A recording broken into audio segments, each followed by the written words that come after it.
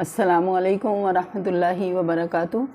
نحمد و نصلی علی رسولہ الکریم، اما بعد، فاعوذ باللہ من الشیطان الرجیم، بسم اللہ الرحمن الرحیم۔ رب اشرح لی صدری ویسر لی امری واحلل عقدۃ من لسانی یفقہوا قولی۔ رب زدنی علما، رب زدنی علما، رب زدنی علما، رب یسر ولا تعسر وتمم بالخیر۔ اللہم افتح علینا حکمتک وانشر علینا رحمتک یا ذا الجلال والاکرام۔ رب اعنی علی ذکرک و شکرک و حسن عبادتک۔ اللہم انی اسألک علما نافعا وعملا متقبلا ورزقا طیبا۔ اللہم فقہنا فی الدین، یا مقلب القلوب ثبت قلبی علی دینک، یا مصرف القلوب صرف قلبی علی طاعتک۔ اللہم الہمنی رشدی واعذنی من شر نفسی۔ اللہم انی اسألک الہدی والتقی والعفاف والغنی۔ ربنا آتنا من لدنک رحمۃ وہیئ لنا من امرنا رشدا۔ اللہم لا سہل الا ما جعلتہ سہلا وانت تجعل الحزن سہلا اذا شئت۔ اللہم ارنا الحق حقا وارزقنا اتباعہ وارنا الباطل باطلا وارزقنا اجتنابہ۔ اللہم بارک لنا فی اوقاتنا۔ ہم اللہ سے دعا کرتے ہیں کہ اللہ ہمارے ٹائم میں برکت عطا فرما۔ اللہ کی رحمت سے ہم نے اپنا پہلا پارہ ہمارا تکمیل کو پہنچا، اور آج اللہ کی رحمت اور اس کے فضل اور اس کی توفیق سے ہم دوسرے پارے کا آغاز کریں گے، اور اللہ تعالیٰ سے دعا کرتے ہیں کہ اللہ تو ہمارے ٹائم میں برکت عطا فرما اور ہمارے لیے اس سفر میں آسانیاں عطا فرما۔ تعلیم القرآن کا یہ جو سفر ہم نے سورہ الفاتحہ سے شروع کیا سورہ ناس تک، اے باری تعالیٰ ہماری رہنمائی کرنا، ہمارے منہ سے صرف حق اور سچ نکلے اور لغو اور بیکار سے ہمیں بچا لینا، ہمیں قرآن کو احسن طریقے سے بیان کرنے کی توفیق عطا فرمانا، اور اپنی محبت لوگوں کے دلوں میں پیدا کرنے کی توفیق عطا فرمانا، نبی صلی اللہ علیہ وسلم کی سچی اتباع کا ہمیں شوق دے دینا، اور ہمیں قرآن کے چلتے پھرتے نمونے بنا دینا۔ اے باری تعالیٰ، ہم سچے دل سے نیت کرتے ہیں، سچا ارادہ کرتے ہیں، لیکن ان کو پائے تکمیل تک پہنچانا تیرا کام ہے، تو ہمیں قرآن کے چلتے پھرتے نمونے بنا دے۔ ہم قرآن میں سے جو پڑھیں اسے خود پر لاگو کریں، پھر آگے بڑھیں۔ اللہ تو ہمیں ایسا بنا دے، آمین ثم آمین یا رب العالمین۔ چلیں سبق کا آغاز کرتے ہیں۔ اعوذ باللہ من الشیطان الرجیم، میں پناہ مانگتی ہوں اللہ کی شیطان مردود سے۔ بسم اللہ الرحمن الرحیم۔ شروع اللہ کے نام سے جو بڑا مہربان نہایت رحم کرنے والا ہے۔ سیقول السفہاء من الناس ما ولاہم عن قبلتہم التی کانوا علیہا قل للہ المشرق والمغرب یہدی من یشاء الی صراط مستقیم۔ نادان لوگ ضرور کہیں گے کہ انہیں کیا ہوا کہ پہلے یہ جس قبلے کی طرف رخ کر کے نماز پڑھتے تھے اس سے یکا یک پھر گئے۔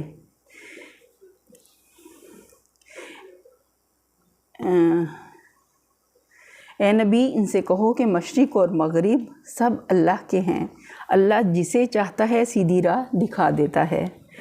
نبی صلی اللہ علیہ وسلم ہجرت کے بعد مدینہ طیبہ میں 16 یا 17 مہینے تک بیت المقدس کی طرف رخ کر کے نماز پڑھتے رہے۔ پھر کعبے کی طرف منہ کر کے نماز پڑھنے کا حکم آیا، جس کی تفصیل آگے آئے گی۔ اگلی آیت ہے وَكَذَلِكَ جَعَلْنَاكُمْ أُمَّةً وَسَطًا لِتَكُونُوا شُهَدَاءَ عَلَى النَّاسِ وَيَكُونَ الرَّسُولُ عَلَيْكُمْ شَهِيدًا وَمَا جَعَلْنَا الْقِبْلَةَ الَّتِي كُنْتَ عَلَيْهَا إِلَّا لِنَعْلَمَ مَن يَتَّبِعُ الرَّسُولَ مِمَّن يَنقَلِبُ عَلَى عَقِبَيْهِ وَإِن كَانَتْ لَكَبِيرَةً إِلَّا عَلَى الَّذِينَ هَدَى اللَّهُ وَمَا كَانَ اللَّهُ لِيُضِيعَ إِيمَانَكُمْ إِنَّ اللَّهَ بِالنَّاسِ لَرَءُوفٌ رَحِيمٌ۔ اور اسی طرح تو ہم نے تمہیں ایک امت وسط بنایا تاکہ تم دنیا کے لوگوں پر گواہ ہو اور رسول تم پر گواہ۔ پہلے جس طرف تم رخ کرتے تھے اس کو تو ہم نے صرف یہ دیکھنے کے لیے قبلہ مقرر کیا تھا کہ کون رسول کی پیروی کرتا ہے اور کون الٹا پھر جاتا ہے۔ یہ معاملہ تھا تو بڑا سخت، مگر ان لوگوں کے لیے کچھ بھی سخت نہ ثابت ہوا جو اللہ کی ہدایت سے فیض یاب تھے۔ اللہ تمہارے اس ایمان کو ہرگز ضائع نہ کرے گا۔ یقین جانو کہ وہ لوگوں کے حق میں نہایت شفیق اور رحیم ہے۔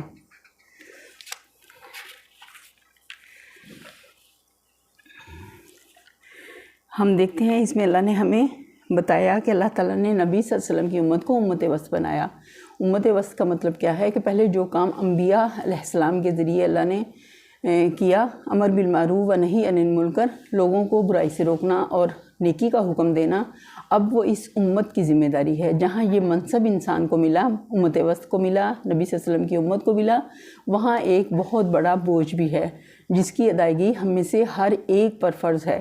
تو ہمیں اللہ سے دعا مانگنی ہے کہ جتنی ہمارے اندر سکت ہے ہم اس کام کو احسن طریقے سے انجام دے سکیں۔ کہ نبی صلی اللہ علیہ وسلم ایک موقع پہ کہتے ہیں نا، بلغوا انی ولو آیہ، کہ ایک آیت بھی اگر سمجھ آئیے تو اسے آگے پہنچا دو۔ تو ہم میں سے ہر ایک کو جتنا اللہ نے دین کا علم دیا ہے اس کو آگے پہنچانے کی ہمیں ذمہ داری ہے۔ یہاں اللہ تعالیٰ کہتے ہیں نا کہ تاکہ تم دنیا کے لوگوں پر گواہ ہو اس ذمہ داری کی وجہ سے، اور رسول تم پر گواہ ہو۔ یہ ان نادانوں کے اعتراض کا پہلا جواب ہے۔ ان کے دماغ تنگ تھے، نظر محدود تھی، سمت اور مقام کے بندے بنے ہوئے تھے۔ ان کا گمان یہ تھا کہ اللہ کسی خاص سمت میں مقید ہے، اس لیے سب سے پہلے ان کے جاہلانہ اعتراض کی تردید میں یہی فرمایا گیا کہ مشرق اور مغرب سب اللہ کے ہیں۔ کسی سمت کو قبلہ بنانے کے معنی یہ نہیں ہے کہ اللہ اسی طرف ہے۔ جن لوگوں کو اللہ نے ہدایت بخشی وہ اس قسم کی تنگ رزیوں سے بالاتر ہوتے ہیں، ان کے لیے عالمگیر حقیقتوں کے ادراک کی راہ کھل جاتی ہے، اور یہ محمد صلی اللہ علیہ وسلم کی امامت کا اعلان ہے۔ اسی طرح کا اشارہ دونوں طرف ہے، اللہ کی اس رہنمائی کی طرف بھی جس سے محمد صلی اللہ علیہ وسلم کی پیروی قبول کرنے والوں کو سیدھی راہ معلوم ہوئی اور وہ ترقی کرتے کرتے اس مرتبے پر پہنچے۔ جن لوگوں کو اللہ نے ہدایت بخشی وہ اس قسم کی تنگ نظری سے بالاتر ہوتے ہیں، اور ان کے لیے عالمگیر حقیقتوں کی ادراک کی راہ کھل جاتی ہے۔ یہ امت محمد صلی اللہ علیہ وسلم کی امامت کا اعلان ہے۔ اسی طرح کا اشارہ دونوں طرف ہے، اللہ کی اس رہنمائی کی طرف بھی جس سے محمد صلی اللہ علیہ وسلم کی پیروی قبول کرنے والوں کو سیدھی راہ معلوم ہوئی اور ترقی کرتے کرتے اس مرتبے پر پہنچے کہ امت وسط قرار دیے گئے، اور تحویل کعبہ کی طرف بھی کہ نادان اسے محض ایک سمت سے دوسری سمت کی طرف پھرنا سمجھ رہے ہیں، حالانکہ دراصل بیت المقدس سے کعبے کی طرف سمت قبلہ کا پھرنا یہ معنی رکھتا ہے کہ اللہ نے بنی اسرائیل کو دنیا کی پیشوائی کے منصب سے باضابطہ معزول کیا اور امت محمدیہ کو اس پر فائز کیا۔ امت وسط کا لفظ اس قدر وسیع معنویت اپنے اندر رکھتا ہے کہ کسی دوسرے لفظ سے اس کے ترجمے کا حق ادا نہیں کیا جا سکتا۔ اس سے مراد ایک ایسا اعلیٰ اور اشرف گروہ ہے جو عدل و انصاف اور توسط کی روش پر قائم ہو، جو دنیا کی قوموں کے درمیان صدر کی حیثیت رکھتا ہو، جس کا تعلق سب کے ساتھ یکساں حق اور راستی کا تعلق ہو اور ناحق ناروا تعلق کسی سے نہ ہو۔ پھر یہ جو فرمایا کہ تمہیں امت وسط اس لیے بنایا گیا کہ تم لوگوں پر گواہ ہو اور رسول تم پر گواہ، اس سے مراد یہ ہے کہ آخرت میں جب پوری نوع انسانی کا اکٹھا حساب لیا جائے گا اس وقت رسول ہمارے ذمہ دار نمائندے کی حیثیت سے تم پر گواہی دے گا کہ فکر صحیح اور عمل صالح اور نظام عدل کی جو تعلیم ہم نے اسے دی تھی وہ اس نے تمہیں بے کم و کاست پوری کی پوری پہنچا دی اور عملاً اس کے مطابق کام کر کے دکھایا۔ اس کے بعد رسول کے قائم ہونے کی حیثیت سے تم کو عام انسانوں پر گواہ کی حیثیت سے اٹھنا ہوگا اور یہ شہادت دینی ہوگی کہ رسول نے جو کچھ تمہیں پہنچایا تھا وہ تم نے انہیں پہنچانے میں، اور جو کچھ رسول نے تمہیں دکھایا تھا وہ تم نے انہیں دکھانے میں اپنی حد تک کوئی کوتاہی نہیں کی۔ اسی طرح کسی شخص یا گروہ کا اس دنیا میں اللہ کی طرف سے گواہی کے منصب پر مامور ہونا ہی در حقیقت اس کا امامت اور پیشوائی کے منصب پر سرفراز کیا جانا ہے۔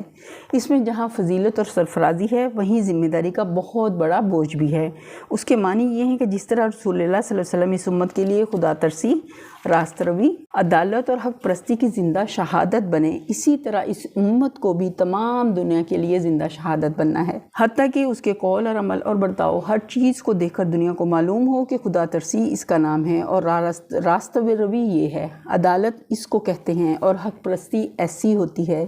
اس کے معنی یہ ہیں کہ جس طرح اللہ کی ہدایت ہم تک پہنچانے کے لیے رسول اللہ صلی اللہ علیہ وسلم کی ذمہ داری بڑی سختی، حتیٰ کہ اگر وہ اس میں ذرا سی بھی کوتاہی کرتے تو اللہ کے ہاں ماخوذ ہوتے، اسی طرح دنیا کے عام انسانوں تک اس ہدایت کو پہنچانے کی نہایت سخت ذمہ داری ہم پر عائد ہوتی ہے۔ اگر ہم اللہ کی عدالت میں واقعی اس بات کی شہادت نہ دے سکے کہ ہم نے تیری ہدایت اور تیرے رسول کے ذریعے سے جو ہمیں پہنچی تھی تیرے بندوں تک پہنچا دینے میں کوئی کوتاہی نہیں کی ہے تو ہم بری طرح پکڑے جائیں گے اور یہی امامت کا فخر ہمیں وہاں لے ڈوبے گا۔ ہماری امامت کے دور میں ہماری واقعی کوتاہیوں کے سبب سے خیال اور عمل کی جتنی گمراہیاں دنیا میں پھیلیں اور جتنے فساد اور فتنے اللہ کی زمین پر برپا ہوئے، ان سب کے لیے عامہ شر اور شیاطین انس و جن کے ساتھ ساتھ ہم بھی ماخوذ ہوں گے۔ فتنے خدا کی زمین پہ برپا ہوئے ان سب کے لیے عامہ شر اور شیاطین و انس و جن کے ساتھ ہم سے بھی مواخذہ ہوگا، اور ہم سے پوچھا جائے گا کہ دنیا میں معیشت اور ظلم اور گمراہی کا یہ طوفان جب برپا تھا تو تم کہاں تھے؟ تم نے اس وقت میں اپنے اس منصب کا جو اللہ نے تمہیں عطا کیا تھا، امت وسط کی ذمہ داری، تم نے اس وقت ادا کیوں نہیں کی؟ اگلی آیت دیکھتے ہیں۔ پھر ہے نا کہ اللہ تعالیٰ نے قبلہ دیکھنے کے لیے مقرر کیا تھا کہ کون اللہ کی اطاعت کرتا ہے اور کون حق سے پھر جاتا ہے۔ یعنی اس سے مقصود یہ تھا کہ کون لوگ ہیں جو جاہلیت کے تعصبات اور خاک و خون کی غلامی میں مبتلا، اور کون ہیں جو ان بندشوں سے آزاد ہو کر حقائق کا صحیح ادراک کرتے ہیں۔ ایک طرف اہل عرب اپنے وطنی نسلی فخر میں مبتلا تھے، اور عرب کے کعبے کو چھوڑ کر باہر کے بیت المقدس کو قبلہ بنانا ان کی اس قوم پرستی کے بت پر ناقابل برداشت ضرب تھا۔ دوسری طرف بنی اسرائیل اپنی نسل پرستی کے غرور میں پھنسے ہوئے تھے، اور اپنے آبائی قبلے کے سوا کسی دوسرے قبلے کو برداشت کرنا ان کے لیے محال تھا۔ ظاہر ہے کہ یہ بت جن لوگوں کے دلوں میں بسے ہوئے ہوں، وہ اس راستے پر کیسے چل سکتے تھے جس کی طرف اللہ کا رسول انہیں بلا رہا تھا؟ اس لیے اللہ نے ان بت پرستوں کو حق پرستوں سے الگ چھانٹ دینے کے لیے پہلے بیت المقدس کو قبلہ مقرر کیا، تاکہ جو لوگ عربیت کے بت کی پرستش کرتے ہیں وہ الگ ہو جائیں۔ پھر اس قبلے کو چھوڑ کر کعبے کو قبلہ بنایا تاکہ جو اسرائیلیت کے پرستار ہیں وہ بھی الگ ہو جائیں۔ اس طرح صرف وہ لوگ رسول کے ساتھ رہ گئے جو کسی بت کے پرستار نہ تھے، محض اللہ کے پرستار تھے۔ اگلی آیت دیکھتے ہیں۔ قَدْ نَرَىٰ تَقَلُّبَ وَجْهِكَ فِي السَّمَاءِ فَلَنُوَلِّيَنَّكَ قِبْلَةً تَرْضَاهَا فَوَلِّ وَجْهَكَ شَطْرَ الْمَسْجِدِ الْحَرَامِ وَحَيْثُ مَا كُنتُمْ فَوَلُّوا وُجُوهَكُمْ شَطْرَهُ وَإِنَّ الَّذِينَ أُوتُوا الْكِتَابَ لَيَعْلَمُونَ أَنَّهُ الْحَقُّ مِنْ رَبِّهِمْ وَمَا اللَّهُ بِغَافِلٍ عَمَّا تَعْمَلُونَ۔ یہ تمہارے منہ کا بار بار آسمان کی طرف اٹھنا ہم دیکھ رہے ہیں۔ لو ہم اسی قبلے کی طرف تمہیں پھیر دیتے ہیں جسے تم پسند کرتے ہو، مسجد حرام کی طرف رخ پھیر دو، اب جہاں کہیں تم ہو اس کی طرف منہ کر کے نماز پڑھا کرو۔ یہ لوگ جنہیں کتاب دی گئی خوب جانتے ہیں کہ تحویل کعبہ کا یہ حکم ان کے رب ہی کی طرف سے ہے اور برحق ہے، مگر اس کے باوجود جو کچھ یہ کر رہے ہیں اللہ اس سے غافل نہیں ہے۔ یہ ہے وہ اصل حکم جو تحویل قبلہ کے بارے میں دیا گیا۔ یہ حکم رجب یا شعبان 2 ہجری میں نازل ہوا۔ ابن سعد کی روایت ہے کہ نبی صلی اللہ علیہ وسلم بشر بن برہ بن معرور کے ہاں دعوت پر گئے ہوئے تھے۔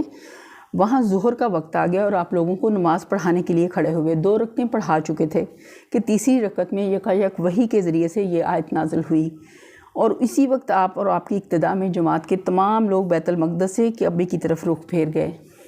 اس کے بعد مدینہ اور اطراف مدینہ میں اس کی عام منادی کی گئی۔ برا بن عازب کہتے ہیں کہ ایک جگہ منادی کی آواز اس حالت میں پہنچی کہ لوگ رکوع میں تھے۔ حکم سنتے ہی سب کے سب اسی حالت میں کعبے کی طرف مڑ گئے۔ انس بن مالک کہتے ہیں کہ بنی سلمہ میں یہ اطلاع دوسرے روز صبح کی نماز کے وقت پہنچی۔ لوگ 1 رکعت پڑھ چکے تھے کہ ان کے کانوں میں آواز پڑی، خبردار رہو، قبلہ بدل کر کعبے کی طرف کر دیا گیا ہے۔ سنتے ہی پوری جماعت نے اپنا رخ بدل دیا۔ خیال رہے کہ بیت المقدس مدینہ سے عین شمال میں ہے اور کعبہ بالکل جنوب میں۔ نماز باجماعت پڑھتے ہوئے قبلہ تبدیل کرنے میں لا محالہ امام کو چل کر مقتدیوں کے پیچھے آنا پڑا ہوگا، اور مقتدیوں کو بھی صرف رخ نہیں بدلنا پڑا ہوگا بلکہ کچھ نہ کچھ انہیں بھی چل کر اپنی صفیں درست کرنی پڑی ہوں گی۔ چنانچہ بعض روایات میں یہی تفصیل مذکور ہے۔ اور یہ جو فرمایا کہ ہم تمہارا منہ کا بار بار آسمان کی طرف اٹھنا دیکھ رہے ہیں، یہ کہ ہم اسی قبلے کی طرف تمہیں پھیرے دیتے ہیں جسے تم پسند کرتے ہو، اس سے صاف معلوم ہوتا ہے کہ تحویل کعبہ کا حکم آنے سے پہلے نبی صلی اللہ علیہ وسلم اس چیز کے منتظر تھے۔ آپ خود یہ محسوس فرما رہے تھے کہ بنی اسرائیل کی امامت کا دور ختم ہو چکا ہے اور اس کے ساتھ بیت المقدس کی مرکزیت بھی رخصت ہوئی۔ اب اصل مرکز ابراہیمی کی طرف رخ کرنے کا وقت آ گیا ہے۔ وَلَئِنْ أَتَيْتَ الَّذِينَ أُوتُوا الْكِتَابَ بِكُلِّ آيَةٍ مَا تَبِعُوا قِبْلَتَكَ وَمَا أَنْتَ بِتَابِعٍ قِبْلَتَهُمْ وَمَا بَعْضُهُمْ بِتَابِعٍ قِبْلَةَ بَعْضٍ وَلَئِنِ اتَّبَعْتَ أَهْوَاءَهُم مِّن بَعْدِ مَا جَاءَكَ مِنَ الْعِلْمِ إِنَّكَ إِذًا لَّمِنَ الظَّالِمِينَ۔ تم ان اہل کتاب کے پاس خواہ کوئی نشانی لے آؤ، ممکن نہیں کہ یہ تمہارے قبلے کی پیروی کرنے لگیں، اور نہ تمہارے لیے یہ ممکن ہے کہ ان کے قبلے کی پیروی کرو، اور ان میں سے کوئی گروہ بھی دوسرے کے قبلے کی پیروی کے لیے تیار نہیں ہے۔ اور اگر تم نے اس علم کے بعد جو تمہارے پاس آ چکا ان کی خواہشات کی پیروی کی تو یقیناً تمہارا شمار ظالموں میں ہوگا۔ مسجد حرام کے معنی ہے حرمت والی اور عزت والی جگہ، اس سے مراد عبادت گاہ ہے جس کے وسط میں خانہ کعبہ واقع ہے۔ پچھلی آیت میں جہاں کعبے کی تبدیلی کا حکم ہے، کعبے کی طرف رخ کرنے کا مطلب یہ نہیں کہ آدمی خواہ اس دنیا کے کسی بھی کونے میں اسے بالکل ناک کی سیدھ میں کعبے کی طرف رخ کرنا چاہیے۔ ظاہر ہے کہ ایسا کرنا ہر وقت ہر شخص کے لیے ہر جگہ مشکل ہے، اسی لیے کعبے کی طرف منہ کرنے کا حکم دیا گیا، نہ کہ کعبے کی سیدھ میں۔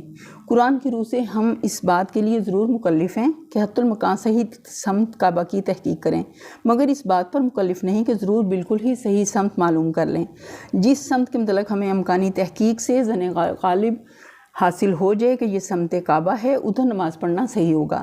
اور اگر کہیں آدمی کے لیے سمت قبلہ کی تحقیق مشکل ہو یا وہ کسی ایسی حالت میں ہو کہ قبلے کی طرف اپنی سمت قائم نہ رکھ سکتا ہو، مثلاً ریل یا کشتی یا ہوائی جہاز وغیرہ، تو جس طرف اسے قبلے کا گمان ہو یا جس طرف رخ کرنا اس کے لیے ممکن ہو، اسی طرف وہ رخ کر کے نماز پڑھ سکتا ہے۔ البتہ اگر دوران نماز میں صحیح سمت قبلہ معلوم ہو جائے یا صحیح سمت کی طرف نماز پڑھنا ممکن ہو جائے تو نماز کی حالت میں اس طرف پھر جانا چاہیے۔ یہ پچھلی آیت کی تفسیر ہے۔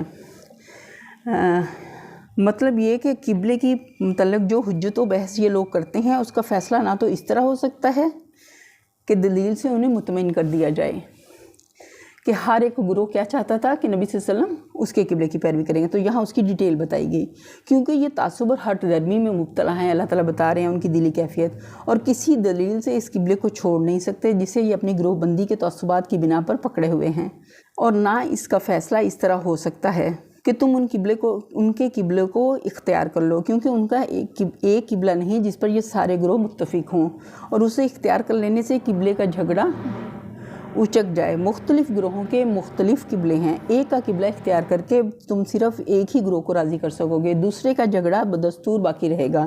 اور سب سے بڑی بات یہ ہے کہ پیغمبر کی حیثیت سے تمہارا یہ کام ہی نہیں کہ تم لوگوں کو راضی کرتے پھرو اور ان سے لین دین کے اصول پر مصالحت کرو۔ تمہارا کام تو یہ ہے کہ جو علم تمہیں دیا گیا ہے سب سے بے پرواہ ہو کر اس پر سختی سے قائم ہو جاؤ، اور اسے ہٹ کر کسی کو راضی کرنے کی فکر کرو گے تو تم اپنے پیغمبری کے منصب پر ظلم کرو گے اور اس نعمت کی ناشکری کرو گے جو دنیا کا امام بنا کر ہم نے تمہیں بخشی ہے۔ اگلی آیت ہے الذین آتیناہم الکتاب یعرفون کما یعرفون ابناءہم وَإِنَّ فَرِيقًا مِّنْهُمْ لَيَكْتُمُونَ الْحَقَّ وَهُمْ يَعْلَمُونَ۔ جن لوگوں کو ہم نے کتاب دی ہے وہ اس مقام کو جسے قبلہ بنایا گیا ہے ایسے پہچانتے ہیں جیسا اپنی اولاد کو پہچانتے ہیں، مگر ان میں سے ایک گروہ جانتے بوجھتے حق کو چھپا رہا ہے۔ یہ عرب کا محاورہ ہے، جس چیز کو آدمی یقینی طور پر جانتا ہو اور اس کے متعلق کسی قسم کا شک و اشتباہ نہ رکھتا ہو، اسے یوں کہتے ہیں کہ وہ اس چیز کو ایسا پہچانتا ہے جیسے اپنی اولاد کو پہچانتا ہے، یعنی اس طرح اسے اپنے بچوں کو پہچاننے میں جس طرح اسے اپنے بچوں کو پہچاننے میں کوئی شک و شبہ نہیں ہوتا، اسی طرح وہ بلا کسی شک کے یقینی طور پر اس چیز کو بھی جانتا ہے۔ یہودیوں اور عیسائیوں کے علماء حقیقت میں یہ بات اچھی طرح جانتے تھے کہ کعبے کو حضرت ابراہیم نے تعمیر کیا تھا، اور اس کے برعکس بیت المقدس کو اس کے 1300 برس بعد حضرت سلمان کے ہاتھوں تعمیر ہوا اور انہی کے زمانے میں قبلہ قرار پایا۔ اس تاریخی واقعے میں ان کے لیے ذرہ برابر کسی اشتباہ کی گنجائش نہ تھی۔ اگلی آیت ہے الحق من ربک فلا تکونن من الممترین۔ یہ قطعی ایک امر حق ہے تمہارے رب کی طرف سے، لہٰذا اس کے متعلق تم ہرگز شک میں نہ پڑو کہ اللہ تعالیٰ کا جو فیصلہ ہے، جو اللہ تعالیٰ کے احکامات ہیں، اللہ تعالیٰ نے واضح ان کو ہم تک پہنچا دیا اپنے نبی کے ذریعے۔ اب ہمارا کیا کام ہے کہ جو نبی صلی اللہ علیہ وسلم نے ہمیں تعلیمات دی ہیں، جو قرآن نے تعلیمات دی ہیں، ہمارا کام ہے انہی کو پکڑ لینا، گویا ایسے کہ جیسے نبی صلی اللہ علیہ وسلم نے کیسے حکم دیا کہ جیسے اپنی داڑھوں سے مضبوطی کے ساتھ پکڑ لینا قرآن اور حدیث کو، کہ یہی دو راستے ہیں کہ میرا قرآن پر عمل کرنے کا اور نبی صلی اللہ علیہ وسلم کی تعلیمات کو پکڑنے کا اور ان پر عمل کرنے کا۔ تو ہی ہم حق پر رہ سکتے ہیں اور صراط مستقیم پر رہ سکتے ہیں۔ ہم اللہ سے دعا کرتے ہیں کہ باری تعالیٰ جو ہم نے پڑھا، جو سنا، ہمیں اس پر عمل کرنے کی توفیق عطا فرما اور ہمارا صراط مستقیم پر چلنا آسان کر دے۔ یہیں پر ہم اپنے لیسن کو کلوز کرتے ہیں۔ سبحانک ربک رب العزت عما یصفون وسلام علی المرسلین والحمد للہ رب العالمین، آمین ثم آمین یا رب العالمین۔